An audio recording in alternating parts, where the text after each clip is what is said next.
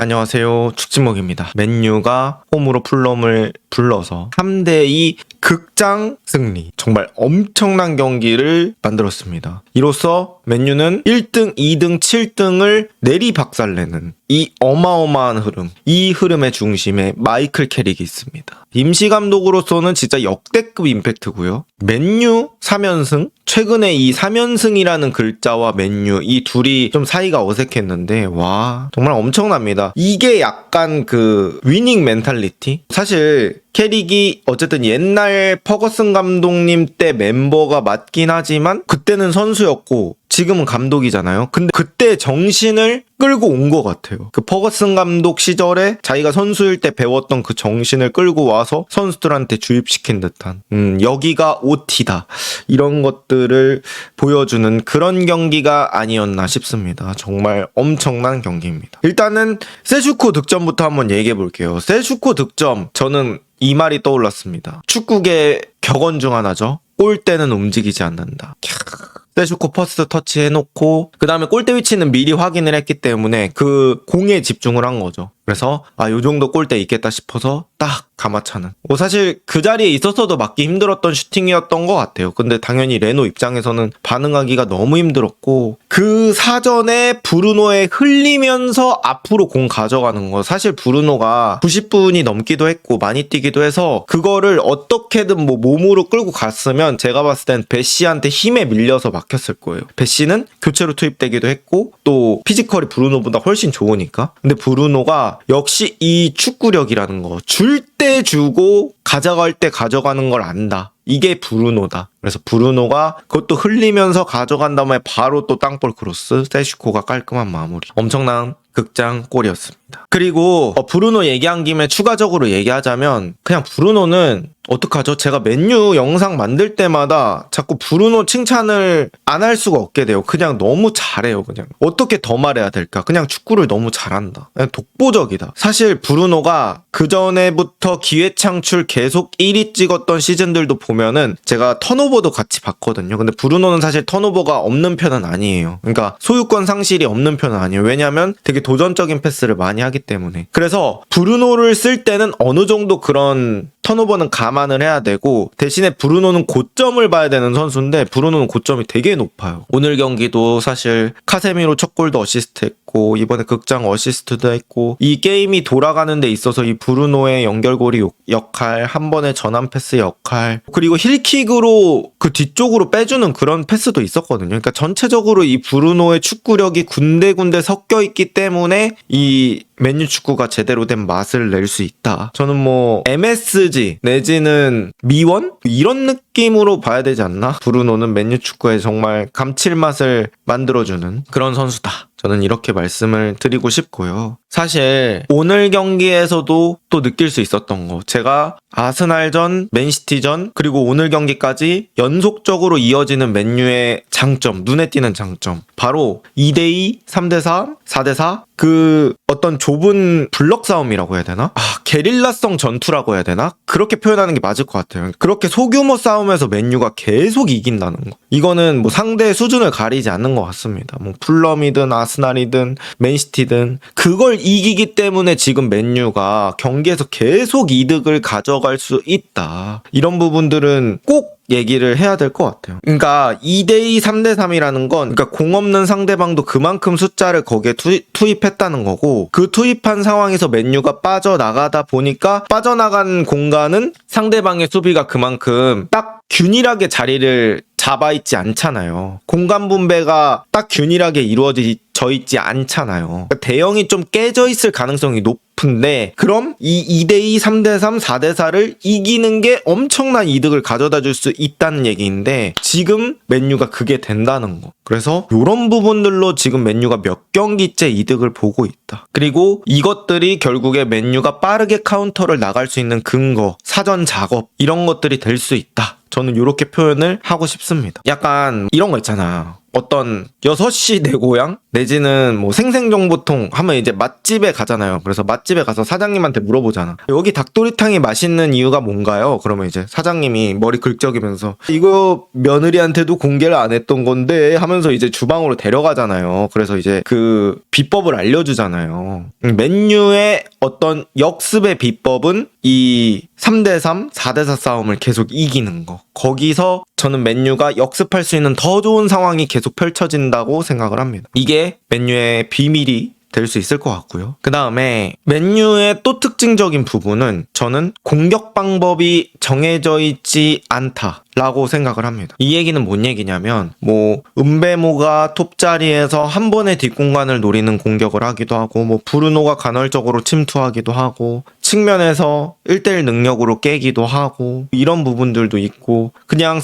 세트피스 공격도 있고 크로스 플레이도 있고 진짜 다양해요. 공격 방법이 어떻게 하나로 정의하기 힘든 그런 공격 방법을 가지고 있고 저는 이런 것들은 선수들한테 어느 정도 자율성을 많이 부여했기 때문이라고 생각하거든요. 거기에 맨유 선수들이 동기부여 잘 돼 있죠. 위닝 멘탈리티 올라와 있죠. 이러다 보니까 이런 요소들이 다 시너지를 내면서 환상적인 효과를 만들어내고 있다고 생각을 합니다. 그래서 진짜로 그 퍼거슨 때의 어떤 향기가 나는 퍼거슨 때도 뭐 맨유가 그때 당시에 시즌마다 선수 구성에 따라서 가져가는 전술들이 있긴 했지만 공격 방법이 되게 다양했거든요. 그런 것처럼 이번 캐릭의 맨유도 공격 방법이 되게 다양하다는 게 느껴지고요. 그리고 저는 확실히 오늘 세슈코가 극장 득점을 하긴 했지만 이 은베모라는 선수가 캐릭볼에서 스트라이커를 하기에는 가장 적합한 선수가 아닌가라고 오늘 경기에서도 느꼈습니다. 사실 풀럼이라는 팀이 어쨌든 간 뭐 시티, 아스날에 비해서는 라인이 낮게 게임을 했고 뭐 그런 것들을 깰 때 뭐 어떤 큰 선수의 포스트 플레이도 있겠지만 은베모도 신체에 비해서 되게 센터백들이랑 싸움을 잘하더라고요. 그리고 이제 덩치가 큰 선수들은 어느 정도 그런 민첩성이 느릴 수 있는데 은베모는 그렇지 않다 보니까 또 뒷공간을 뛸 수 있는 그런 특성도 가지고 있고 그래서 약간 그런 하이브리드 느낌의 스트라이커라서 되게 다재다능하게 써먹기 좋다고 해야 되나? 뭐 예를 들어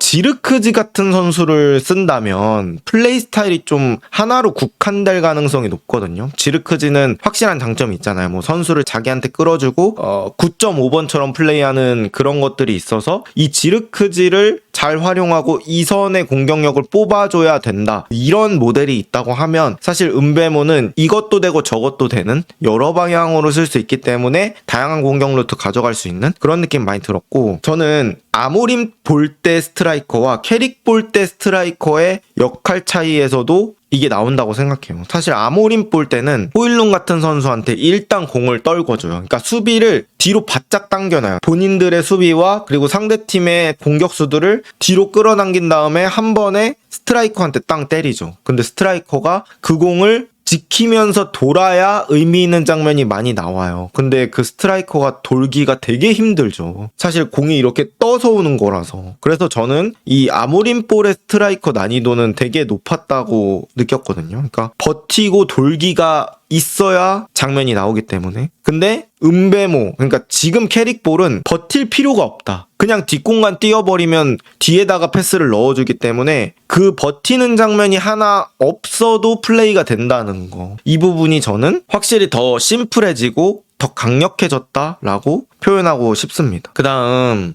오늘 쿠냐 한번 얘기해 볼게요. 쿠냐는 저는 뭐 마지막 골을 세슈코가 넣어서 어떻게 될지는 모르겠지만 활약으로만 따졌을 때는 뭐 맨 오브 더 매치급 활약도 충분히 기대해 볼 수 있다. 쿠냐가 오늘 어쨌든 첫 득점 들어갔을 때 프리킥도 얻어주고 그 다음에 두 번째 득점도 되게 좋았죠. 쿠냐가 제 생각에는 그 공을 서서 차려고 했다면 그러니까 득점 장면에서 서서 차려고 했다면 저는 오히려 들어가지 않았을 것 같아요. 근데 넘어지면서 때리다 보니까 이 디딤발을 버틸 필요가 없어지고 그렇게 되니까 더 저는 공을 더 높은 각도로 찰 수 있다고 느꼈거든요. 그래서 넘어지면서 슈팅했던 게 또 쿠냐만의 노하우였던 것 같고 그래서 골키퍼 머리 위쪽으로 때릴 수 있지 않았나 저는 이렇게 생각을 하고요. 거기서 또 카세미로의 패스가 되게 예술이었습니다. 카세미로 노룩 패스였거든요. 근데 이런 말씀 드려도 될지 모르겠지만 미루 형이 약간 귀여웠어요. 그 노룩 패스 하실 때.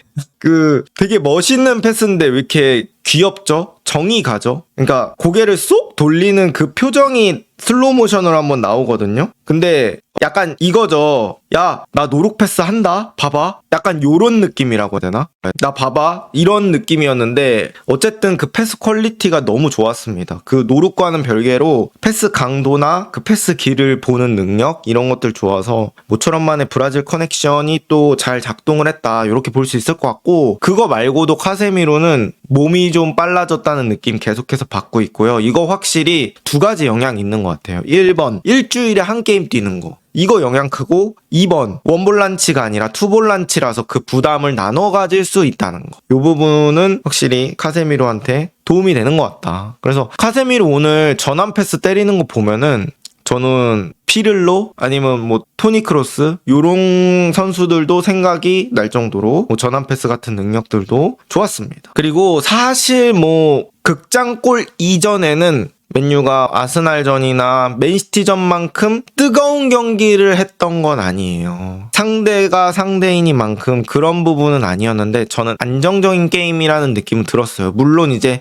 PK 주고 그 다음에 원더골 먹히고 이랬을 땐 당연히 불안한 순간들이 있었죠. 근데 원더골은 저는 말 그대로 원더골이라 거기서는 그냥 시나리오 중에 하나라고 그냥 따졌을 때 맨유가 그 2대0까지 가져갔던 그런 느낌들은 되게 안정적인 느낌이 많이 들었다. 그래서 맨유가 확실히 요새 분위기를 가져가고 있다 보니까 이런 흐름이 나오지 않았나 싶고요. 저는 아모림을 자꾸 얘기해서 죄송한데 이 아모림이랑 계속 비교해서 생각할 수밖에 없는 것 같아요. 그래서 얘기를 해보자면 아모림의 빌드업은 저는 전술을 위한 빌드업이라는 느낌을 되게 많이 받았어요. 내 전술을 실현하기 위해서 이 빌드업을 하는 느낌? 근데 캐릭은 이기기 위한 빌드업이라고 해야 되나? 그래서 우리가 가장 잘 이길 수 있는 방법? 그거대로 해. 뭐 빌드업 굳이 안 해도 돼. 때에 따라서는 생략해도 돼. 요런 느낌이 좀 많이 들었던 것 같아요. 캐릭은 확실히 이기려는 그런 축구를 하는 것 같아서 저는 좋았다고 얘기를 하고 싶고요. 그 다음에 이제 저는 풀럼에서 또 아쉬운 느낌 뭐가 들었냐면 풀럼의 공격 루트 중에 하나가 이 안토니 로빈슨이 오버래핑 할 때 그 측면에서 올라오는 크로스, 공격력 이런 것들을 활용하는 거잖아요. 근데 저는 어쨌든 간 이 정발 풀백이 올라갈 때는 역발 윙어가 그 정발 풀백의 오버래핑을 제대로 써먹을 수 있다고 생각하거든요. 그러니까 역발 윙어가 있어야 역발 윙어가 공을 가지고 안쪽으로 치고 들어올 수 있다는 그 가능성 때문에 역발 윙어한테 두 명이 붙을 수밖에 없거든요. 그렇게 해서 역발 윙어가 몰아주고 공간을 만들어준 다음에 정발 풀백이 돌았을 때 그 오버래핑이 효과적이라고 생각을 하는데 오늘 풀럼의 이제 왼쪽 윙어가 축구의 이제 왼발잡이였어요. 왼발잡이는 가다가 이렇게 패스 주는 게 사실 역발에 비해서는 좀 어렵거든요. 그러다 보니까 이 오버래핑을 제대로 활용을 많이 못했었다. 그런 것들이 또 이 풀럼의 공격 라인업에서 조금은 미스가 아닌가 싶어요. 그리고 축구 해제도 나와서 그냥 너무 단순한 크로스로 공을 버리는 그런 시간들도 있었고요. 그 다음에 이제 리산드로 마르티네즈